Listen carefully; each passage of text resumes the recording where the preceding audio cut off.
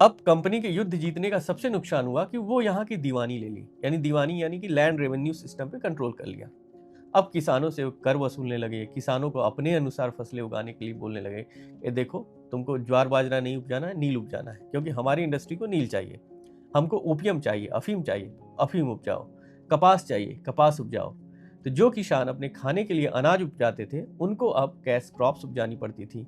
खाने का अनाज स्वाभाविक रूप से कम होता था। टैक्सेशन बहुत हाई था।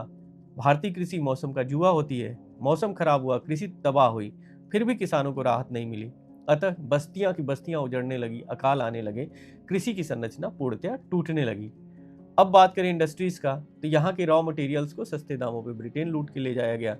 ब्रिटेन के कारखानों को टैक्स में छूट देके कैलिको एक्ट आदि के माध्यम से यहाँ भारत को, सूती कपड़ों के देश को, ब्रिटिश कपड़ों से पाट दिया गया। यहाँ के बुनकरों के कपड़ों पे इतना हैवी टैक्स लगाया गया कि वो एक्सपोर्ट न कर पाए। इतनी बुनकरों की दशा खराब हुई कि वो भूखमरी के शिकार हो गए। स्वयं ब्रिटिश गवर्नर बेंटिक कहता है कि गंगा का मैदान बुनकरों की हड्डियों से पटा पड़ा था। हड्डियां इतनी बिखरी थी कि मैदान ही सफेद दिखने लगा था। इस तरह की स्थिति ब्रिटेन ने यहाँ उत्पन्न की।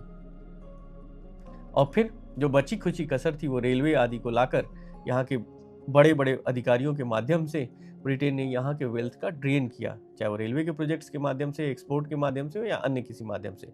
तमाम माध्यमों से ब्रिटेन ने यहाँ की संपत्ति को ब्रिटेन भेजा।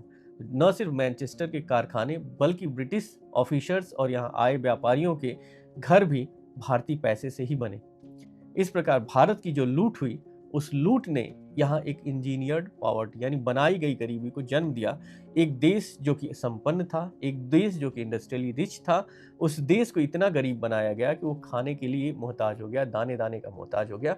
और जब भारत अंत में आज़ाद हुआ तो उस समय भारत न तो दुनिया को कोई प्रोडक्शन करके देने की स्थिति में था, न यहाँ कोई इंडस्ट्रीज थी, खेती टूट गई थी, भूखमरी थी। और जब आज़ाद हुआ उसी समय एक अकाल बंगाल में पड़ा और बंगाल की 1/3 आबादी काल के ग्रास में समा गई। तो इस तरह की जो भारत की दुर्दशा अंग्रेजों ने की, ये कहीं ना कहीं इतिहास उन्हें कभी क्षमा नहीं करेगा।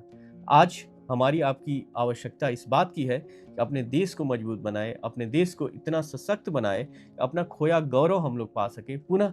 विश्व मानचित्र पे विश्व मानचित्र पे अपने आप को हम लोग एक सशक्त देश के रूप में दिखा सके।